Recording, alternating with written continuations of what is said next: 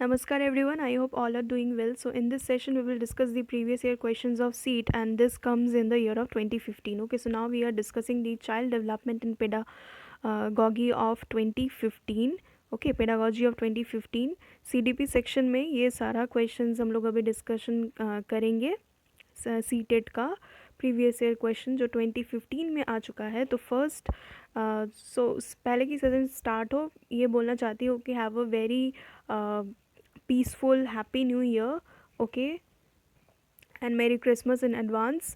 So first question is, which one of the following is best suited for emotional development of children? Emotional development of children के लिए कौन सा option best suited है? तो first क्या है, democratic classroom environment. Second is no involvement of the teachers as it is the task of the parents. Third is controlled classroom environment and fourth is authoritarian classroom environment. So first जो section है क्या हो जाएगा, democratic classroom environment. ये first जो है ये होगा आंसर. ओके, नेक्स्ट क्वेश्चन क्या है, which one of the following is not a suitable formative assessment task. Sorry, which one of the following is not a suitable formative assessment task. कौन सा नहीं है सूटेबल फॉर्मेटिव असेसमेंट टास्क? तो इसका answer हो जाएगा 2 का डी, रैंकिंग द स्टूडेंट. ये नहीं होगा, फॉर्मेटिव असेसमेंट टास्क में ये नहीं आएगा.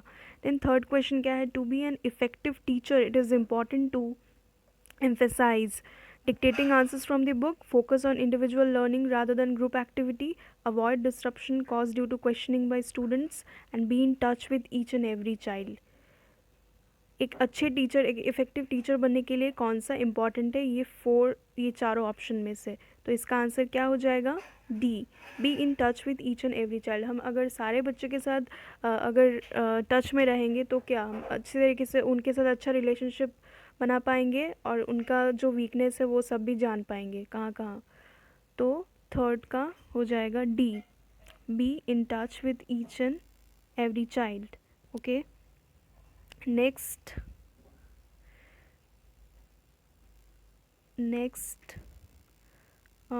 teachers need to create a good classroom environment to facilitate children's learning. To create such learning environment, which one of the given statement is not used? I think so. Approval of the child effort, compliance with teacher, acceptance of the child, and positive tone of the teacher.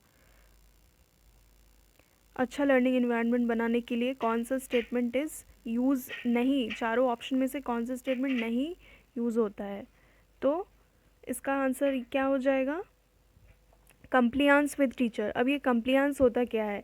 कंप्लियंस is the act और process of doing what you have been asked और order to do so. It should be avoided to create a good classroom environment. Okay, compliance is एक ऐसा act है जिसमें हम क्या करते हैं, पूछते हैं या ऑर्डर करते हैं कि ऐसा हमें करना है कि नहीं. क्यों करेंगे? क्योंकि एक अच्छा क्लासरूम इन्वायरमेंट हमें चाहिए, अच्छा चाहिए एटमॉस्फेयर क्लासरूम का. That is why we will do compliance. Okay, so compliance with teacher. Okay, compliance with teacher हम लोग नहीं करेंगे. ठीक है, 1 minute. What is the question? Let me check. Yeah, is not used. तो compliance with teacher. Okay. So I hope clear है सारा question. अभी तक मैंने 4 डिस्कस किया. अभी देखते हैं नेक्स्ट, 5th वाला देखते हैं. Given below are some statements about boys and girls. According to you, which one of this is true? कुछ स्टेटमेंट दिया हुआ है इसमें बॉयज़ एंड गर्ल्स के तो आपके अकॉर्डिंग कौन सा सही है? तो फर्स्ट क्या है, boys should help in activities outside the home. Boys should help in household course. Third, all boys should be taught science and girls, science and girls home science. Girls should help in household course. Okay, तो 5th का क्या हो जाएगा answer? 5th का answer हो जाएगा B, boys should help in household course. ऐसा क्यों?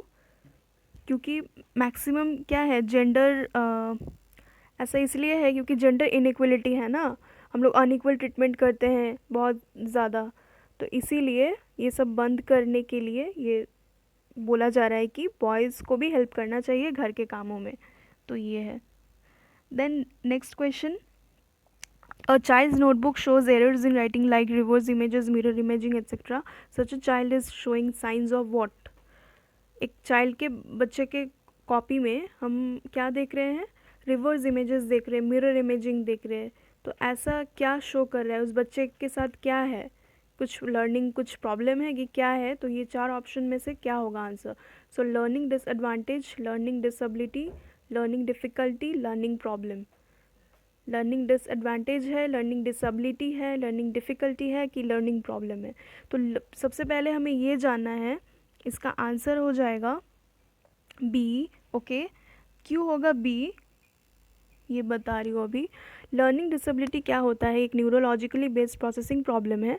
ये सारा होने से क्या होता है, हमारा जो बेसिक जो लर्निंग स्किल है हमारा, उस पर ये इंटरफेयर करता है. लर्निंग जो डिसेबिलिटी है, जैसे पढ़ने में, रीडिंग करते वक्त, राइटिंग में, मैथ्स करते वक्त, इस जगह पे वो उन बच्चों को प्रॉब्लम होगा. तो जैसे सोचो कोई बच्चा ऑर्गेनाइजेशन स्किल में भी प्रॉब्लम होता है, टाइम प्लानिंग करने में भी दिक्कत होगा, एब्स्ट्रैक्ट रीजनिंग में भी दिक्कत होता है, एंड लॉन्ग और short term memory and attention, ये सब में भी दिक्कत होता है. लर्निंग डिसेबिलिटी अगर किसी बच्चे को है तो इसमें ये सारा चीज़ में वो इंटरफेयर करेगा. ओके, देन नेक्स्ट क्वेश्चन क्या है? Teachers in order to help learners construct knowledge need to focus on.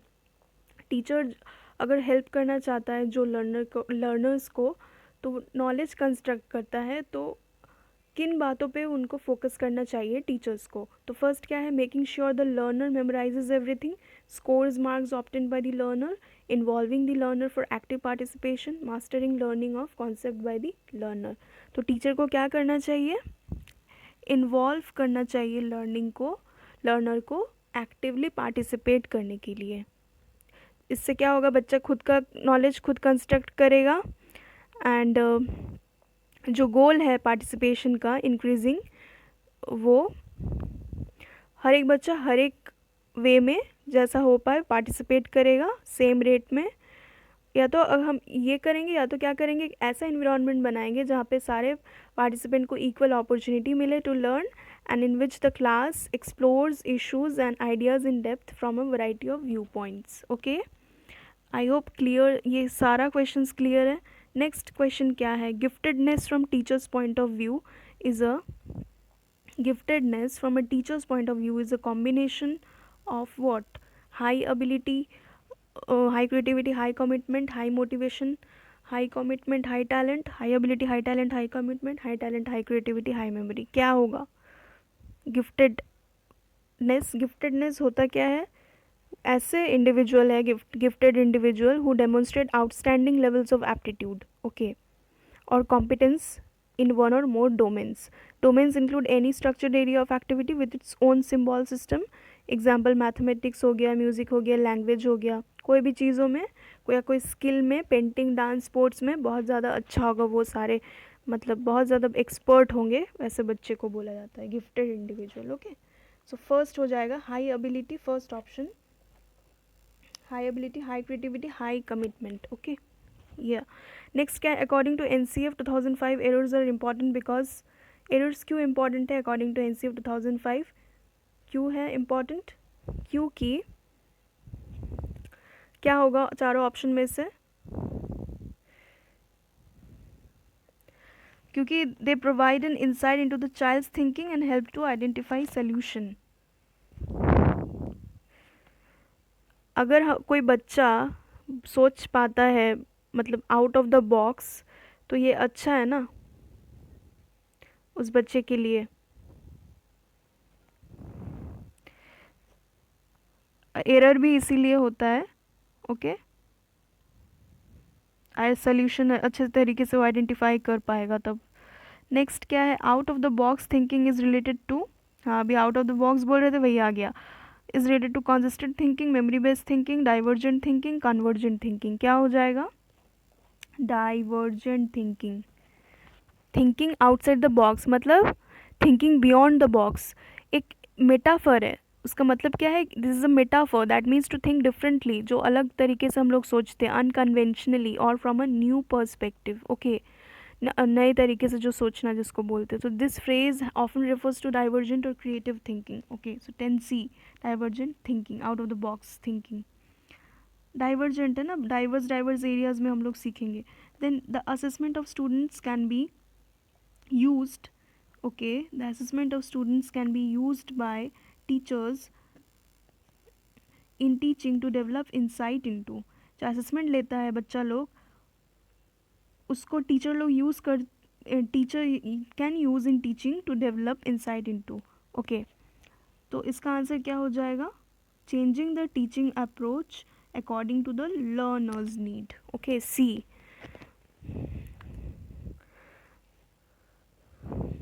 Okay, next है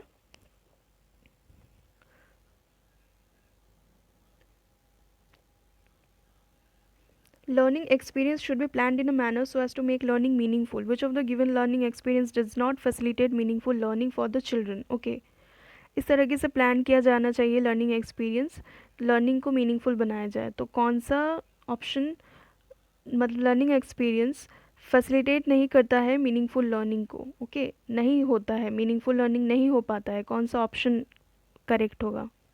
कौन सा ऑप्शन से नहीं हो पाएगा, ये जो ऑप्शन करेक्ट है वो आपको बताना है। तो मीनिंगफुल लर्निंग मतलब होता क्या है? It refers to the concept that the learn knowledge is fully understood by the individual. जो बच्चा मतलब लर्न किया है वो पूरा समझा होगा, या तो वो बच्चा क्या होगा, किस तरह से वो स्पेसिफिक फैक्ट जो है, जो दूसरा उसका स्टोर्ड फैक्ट है ब्रेन में, उसके साथ वो रिलेट वो कर पाएगा। Hence repetition based on mere recall of content can't facilitate meaningful learning. जो हम लोग रोट लर्निंग करवाते हैं बच्चों को, उससे कुछ होगा नहीं फ़ायदा बच्चों का, ठीक है। So repetition based on mere recall of content ये नहीं होगा, ठीक है। ये ऐसा करने से कुछ नहीं होगा, मीनिंगफुल लर्निंग नहीं हो पाता है क्लासरूम में। जो हम लोग बच्चा से रटवाते हैं उससे कुछ नहीं होता। तो बच्चा को रटवाना नहीं है, क्या करना है? क्लासरूम में जाके बच्चों को समझाना है। वी आर टीचर्स मीन्स, जैसे हम अभी क्या कर रहे पता नहीं समझा पा रहे कि नहीं, बट फिर भी I am trying to let you understand the topic और एनीथिंग। ओके, जो भी हम पढ़ाते हैं या पहले भी पढ़ाए हैं या कहीं भी कुछ भी पढ़ाते, ट्राई करते कि पहले बच्चा समझे। ऐसा नहीं कि अभी तो क्या हो गया, अभी बेसिस क्या हो गया, पूरा एग्ज़ाम, सब कुछ एग्ज़ाम के ऊपर ही सब कोई ज़्यादा फोकस कर रहा है। कुछ भी हो एग्ज़ाम ले लो, पढ़ने का मेन गोल ये नहीं होना चाहिए। We study, why do we learn things, why do we study things? We are doing this to gain knowledge. And now they have, I mean education को सब कोई जॉब से रिलेट किया है, ऐसा ज़रूरत है नहीं, मतलब ज़बरदस्ती। तो वैसा ही हो गया है, तो बच्चे लोग भी ज़्यादा नॉलेज के ऊपर फोकस नहीं करते, they are just focusing on the rote learning method. Okay, so yeah, so now coming to the point, giving punishment verbal or non-verbal to the children results in what? बच्चे को हम punishment दिए, punish किए, verbal punishment दिए या non verbal दिए, कैसा भी दिए बच्चे को, तो इससे क्या हो जाएगा? ठीक है, इससे क्या हो जाएगा? तो इससे क्या होगा, उसका सेल्फ कॉन्सेप्ट जो है उसको हम डैमेज कर रहे हैं। ओके, सेल्फ कॉन्सेप्ट क्या होता है? Collection of beliefs about oneself that includes elements such as academic performance हो गया, जेंडर रूल्स हो गया। तो एक जो बच्चा का बिलीफ है, हम उसको क्या कर रहे हैं? उसको हम डैमेज कर रहे हैं। बच्चा जो खुद के ऊपर जो कॉन्फिडेंस रखता है अपने एकेडमिक अचीवमेंट के ऊपर, उसको तो हम डैमेज कर रहे हैं। तो ये हो जाएगा पनिशमेंट। इसीलिए बोला जाता है कि पनिशमेंट बच्चों को नहीं देना चाहिए। ओके, सो 13 का D, giving punishment damaging their self concept. Okay, so now coming to the next question, which one out of the following provides information about the roles and behaviors which are acceptable in a group during early childhood period? कौन सा ऐसा option है जिसमें हम early childhood period के बारे में बोला जा रहा है, which are acceptable in a group, roles and behavior? Okay, क्या हो जाएगा? Parents and siblings during early childhood period. Okay, parents and siblings will be the answer. Now next, making students member of a Making students member of a cleanliness community to motivate them for the same reflects what? Student को अगर हम cleanliness community में एक member बना दे तो वो उनको किसके लिए मोटिवेट करेगा? रिफ्लेक्ट्स, वो क्या रिफ्लेक्ट करेगा? what it will reflect socio-cultural conception of motivation. Okay, socio-cultural conception of motivation, socio-cultural conceptions of motivation. Next, which of the following age groups falls under later childhood category? Letter childhood category में कौन आएगा? जो 8 साल से 11 साल का जो है, ठीक है, 8 से 11 जो हो जाएगा वो होगा letter childhood, beginning with the child's entry into formal schooling and ending in the advent of puberty. Okay, this is a period of excellence and pseudo maturity. So 6 to 11 years I think ये answer होगा. Okay, this is the late childhood category, later childhood, 6 to 11 years. Next, Arjov says that language development is influenced by one's innate predisposition, while Sonali feels that it is because of the environment. This discussion between Arjov and Sonali is about क्या हो जाएगा? D, 17 का D. Okay, nature and nurture debate. The जो phrase है nature and nurture, it relates to the relative importance of an individual innate qualities, okay, as compared to an individual personal experience, जो nurture है, in causing individual differences especially in behavioral traits. So 17 का D हो जाएगा, nature and nurture debate जो है. okay, nature क्या है? Sense of नेटिविज्म, जो उसका इंडिविजुअल का इन्नेट क्वालिटी, एंड नर्चर क्या है? उसका personal experience. Okay, nature is इनेट quality and nurture is personal experience, जिसके वजह से क्या होता है? इंडिविजुअल डिफरेंसेस होता है, ठीक है, specially in behavioural traits. So that is Y nature and nurture debate ये बहुत ज़्यादा इंपॉर्टेंट है, सीटेट में बहुत बार आ चुका है. So next